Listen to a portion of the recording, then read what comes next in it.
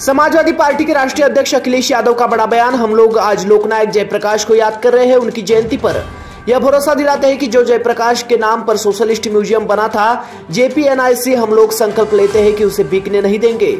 जयप्रकाश जी ने जो संपूर्ण क्रांति का नारा दिया वह आज भी प्रासंगिक है। देश को उसी रास्ते की जरूरत है। हमारा देश तभी खुशहाल होगा जब समाजवादी मूल्यों से चलेगा।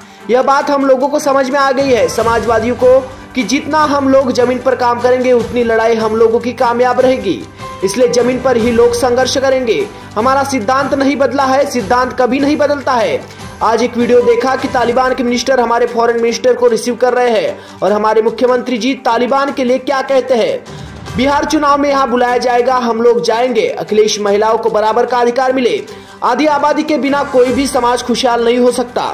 भारतीय जनता पार्टी के लोग PDA से घबराए हुए लोग हैं। अखिलेश यह जातीय समीकरण को अपने इलेक्शन की होशियारी बोलते हैं और जब उससे हारने लगते हैं तो यह हाईकोर्ट भागते हैं। बीजेपी के लोगों ने मिलकर मेरा ऑफिशियल कार्यक्रम जारी कर दिया। सोचिए, सरकार और उनके अधिकारी मिलकर मेरा कार्यक्रम जारी कर रहे हैं और इसके अपने चैनल से बढ़ावा दिलवा रहे हैं। यह गंभीर विषय है कि IPS अधिकारी ने आत्महत्या कर ली और जाति के आधार पर उसे अपमानित किया जा रहा है। अखिलेश यादव जो संपूर्ण क्रांति का नारा दिया आज भी प्रासंगिक है।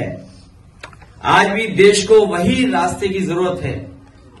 हमारा देश तभी खुशहाल होगा जब समाजवादी मूल्यों से चले।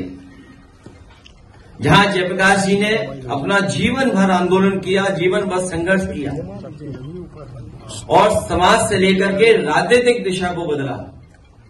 हम समाजवादियों को वो विरासत में जो चीजें मिली हैं, आज के दिन हम लोग संकल्प लेते हैं कि उनको आगे बढ़ाने का काम करेंगे।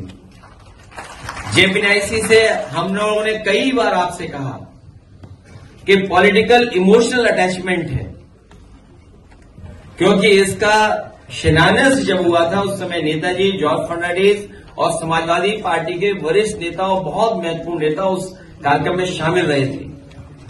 न केवल इस सरकार ने बर्बाद किया है उसको, बर्बाद के साथ साथ कोई देख ना पाए,